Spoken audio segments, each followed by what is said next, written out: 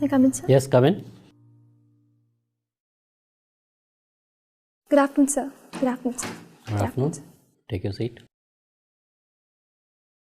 Srishti Jayant Deshmukh. Yes, sir. Tell us something about you.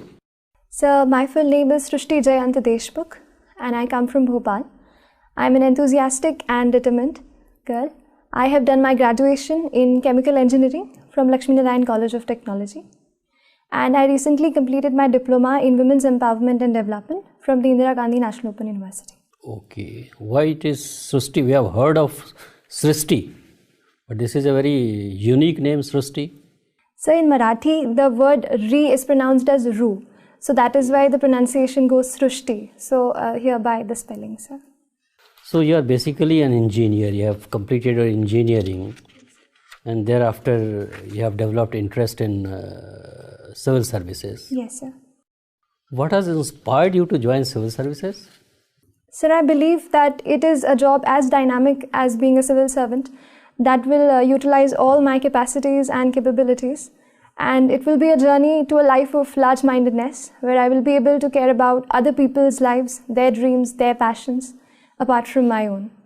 What are the priorities you have thought of, priority areas where you will be really doing a good work once you get selected? So the first area which I am really eyeing is on education. I believe that India is coming up with a lot of children and youth. So skill training and education is something that we need to focus upon. What are the problems being faced in education, particularly at the primary and secondary level, in backward states like Uttar Pradesh and Bihar? Have you tried to analyze? So the problems which I feel prominently is the quality of education. We have ensured that children come to school, but the quality of education that they are gaining, the learning outcomes, they need to be monitored the next. So this needs to be focused. Suppose you are posted in a district of UP or Bihar where level of education is extremely poor. Girl child, they are not given incentive to study. Those who study also, they leave midway. So what steps will you take to ensure that number one, they get quality education, and number two, they continue their studies and finish their school? So the first point, I'll make sure that the teachers are attending the school properly. Teachers' attendance has been deterring the students from coming to school, and teacher training as well is equally important. Secondly, sir, the schemes like midday meal scheme have to be properly implemented so that students, like especially the young ones, can be attracted to come to school and they can come there. Why teachers don't teach, and why there is such a poor quality of teachers? Sir, I believe there's a lack of training of the teachers. They have done their basic qualifications, but they are not adequately trained is to ensure how learning outcomes have to be ensured. So we need to work on that front. Okay. When you had to join civil services, why did you do your engineering course? Sir, Don't you think it's a waste on your talent and waste on you have in fact taken a seat from somebody who could have pursued his engineering degree or her engineering degree? Sir, the degree of chemical engineering has provided me with a lot of knowledge and experience with regard to the field. Currently, the issues of environment and industrial safety are prime time in India as well. So I think this knowledge will help me in the civil services as well. You have a passion for civil services from whatever little I have heard from you. But there is a perception that civil services is per se very corrupt. And it is divided on so many criteria, on caste lines, on some other considerations, and they have their own political affiliations also.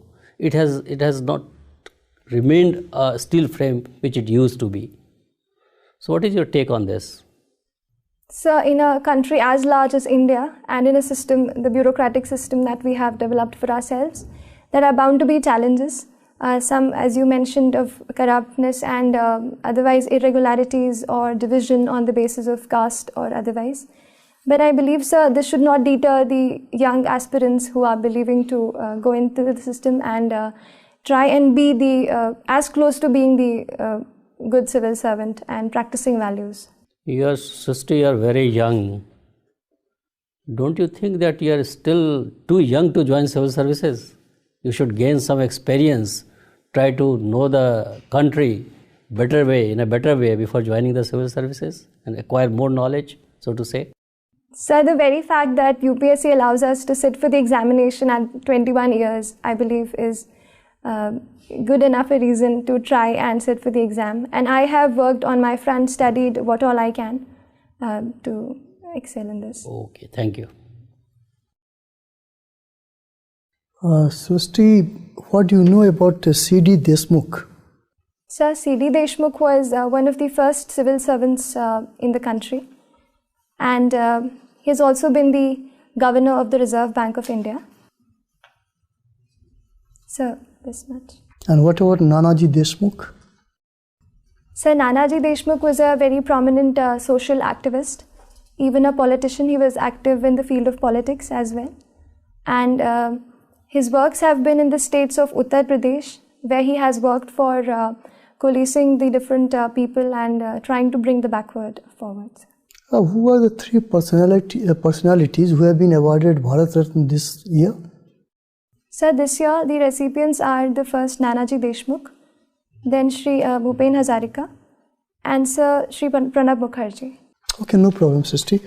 Srishti, you have just said that you have done diploma in women empowerment. Okay, can you recollect some important judgments which have really empowered women in India? Sir, I will start with the very recent one in the Supreme Court, which allowed the entry to the Sabarimala temple.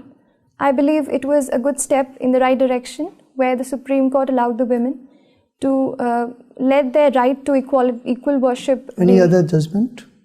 Sir, the Vishakha guidelines with respect to the harassment at the workplace. That's very old. I am talking about the latest judgments. There are almost more than 10 latest judgments from Supreme Court and High Court. So I'm unable to recall no at problem. this moment. You are born in March. Okay? So why the month of March is important for women empowerment? Sir, I'll have to read on that, sir. Okay. Yeah, you don't remember the importance of 8th of March? I'm unable to recall. No problem. You have done sociology. Okay? What do you know about social mobility? So, social mobility entails that in a given structure of the society, every society has a structure and a level of hierarchy. In any form, whether it is social or economic, when a person or a group is able to move from a higher to a lower or lower to a higher group, that could be termed as social mobility. Okay. So, do you think that reservation policy also leads to social mobility? Yes, sir, it does. Reservation policy in terms of economic sense and also to the long term in the social sense, it can lead to social mobility. Can you give me the example of some communities and also tribes who have achieved this mobility through reservation? So the Meena caste, which is there, a tribe which have now gained a social mobility to an extent. That's the tribe, okay? Yes, sir, it's a tribe. Any other community? You belong to Madhya Pradesh, okay? So the Rajgond community has also... Rajgond, they are from? The tribes, sir. They are from Madhya Pradesh? Yes, sir. Okay. Any other tribes in Madhya Pradesh? So who have gained social mobility. What is intergenerational gap? So this term refers to the kind of intellectual or philosophical or other differences between two generations. They could be in the terms of ideas, in the terms of the traditions that they follow, or in the terms of the life that they experience. Generally, what used to be the difference between the two generations if we talk about the timeline? So is it 15 years, 10 years or something like that?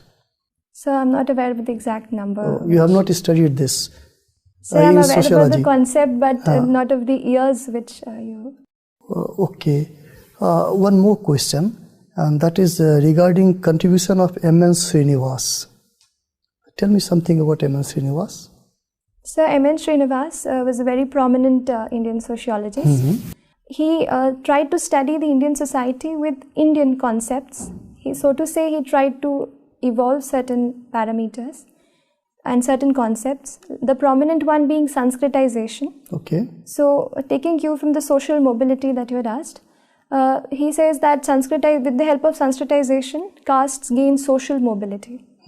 Apart from that, his main contribution has been the popularization of field work in sociology. Yeah. He was the one who went to the villages and tried to understand the real picture of Indian villages and then tried to discern the condition of Indian society. Okay. Last question.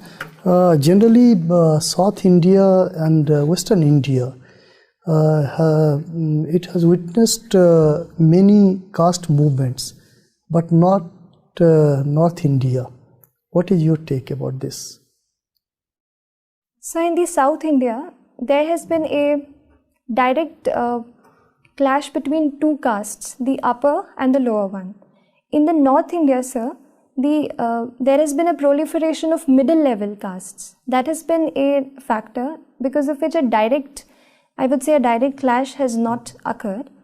And I believe politically the middle caste factor has been taken advantage of, and that is why this direct clash we are not Can you remember any caste movement from North India? Any caste movement?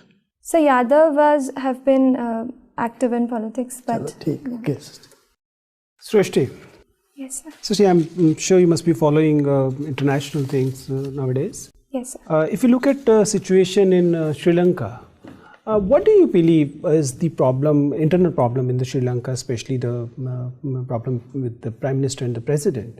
Do you believe that after this Tamil thing, they have created two power centers within Sri Lanka, both powerful, and that's why this separation of power thing has created is an imbalance, and it will reoccur in future when the President and Prime Minister will not be on the same page.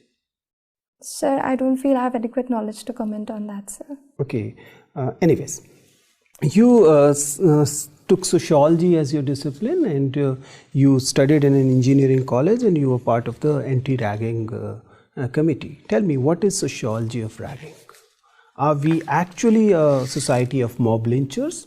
Every time we get an opportunity, we actually mob lynch individuals. Ragging is one form of that. What do you say? So I will not say that we are a society of mob lynchers. I will say there have been instances where mob lynching has come out as the immediate expression of the anger of people. But there have to be efforts in place where we can reduce the kind of spread. For example, sir, recently there have been such lynchings because of WhatsApp groups where people have forwarded the messages and just acted on that front. Can you just go back to the ragging thing? What, in your opinion, is sociology of ragging? Why do one rag? So if we go to the sociology of ragging, so I believe there is to some people, there could be a misguided sense of being superior, trying to prove themselves superior, or to bully the other person, and a sadist attitude to try to derive pleasure out of the other person's pain. I think, sir, this is the underlying... you believe it's an individual trait, it has nothing to do with the collective sense? Yes, sir, I believe it is an individual. Usually the ragging take place, wherever ragging used to take place, and if it is taking place still, it is usually in groups. It is a group of seniors who actually rag a group of juniors. So then I'll say that it is an individual trait, but when like-minded people and students come together, they try to behave in this certain manner. You have taken some qualification in women empowerment. Yes, sir, very recently. You are a very young aspirant. Suppose you get into the civil services at this very attempt, and you reaches the trainings. And in the academy, you feel that everybody is being very polite to you since you're very young. You're being kid-gloved in the entire training thing.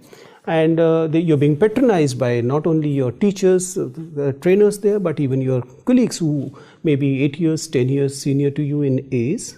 How will you handle this situation when you're not getting equal footing even in your training or in course of your civil services practice? So being kid-gloved, as you said, or being treated as such would not be, in my opinion, an appropriate way to handle or behave to a person. So, sir, I'll try to put forward this to whoever people I feel have been behaving with me in that manner, and I'll try to bring forth those capacities and capabilities in me. But they're being extra nice. How can you say don't be extra nice to me? They're not harassing you, they're not being rude to you, they're just being extra nice. So and it is obviously affecting your personality development over there, Abhya. So that's what I will try to convince them, that it is good for my own personal growth that I be treated equally at par with all the other candidates. I'll make sure that I convey that to them. You're basically a Marathi staying in Madhya Pradesh. Recently, Madhya Pradesh Chief Minister, when in the very first week, said that outsiders should not be claiming the jobs and opportunities in Madhya Pradesh. Obviously, he was not referring to Marathis as such, but Maharashtra is also guilty of similar behavior for the similar people. What is your take on this? Should this our land, our jobs, this protectionism have any place in federalism like ours? I don't think so, sir. Every state has its own cultural traditions and own customs. But this does not mean that we deter other people from coming and participating in the employment or the education sector. I believe in the longer term, the politicians have to, and the government together has to move forward in creating employment and ensuring education facilities to all, so that we cannot transfer the blame of this on some other person who is migrating for his own reasons. Okay, Ms. Deshmukh. So you have done chemical engineering, right? Yes, sir. Do you know what is plasma? So plasma is a fourth state of matter. Okay, and why it is important nowadays? So one application of plasma that comes to my mind is the water filtration, wherein plasma technique is useful. So I'll read on that. Okay, no issue. And you are interested in yoga and meditation? Yes, sir. Do you know about Vipassana? Yes, sir. Can you tell me something about that? So Vipassana is a special technique, so to say, of meditation, wherein they have a routine of 7 to 10 days. It's like a camp or a shivir which Vipassana organizers do. In that, they make us experience the different reactions that our body produces when we feel in certain ways. So when we think or feel in certain ways, our body reacts to it. This particular interface is targeted in Vipassana, and it is tried to make us understand our bodies and our minds better. Have you gone to any such camps? No, sir, I have not been. Not yet. Okay, fine.